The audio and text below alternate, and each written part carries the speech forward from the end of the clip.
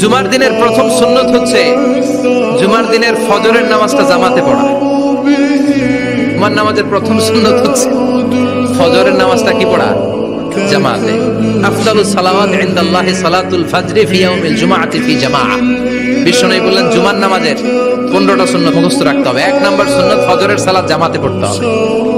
2 number সুন্নাহ হচ্ছে আসওয়াক, মিসওয়াক করা।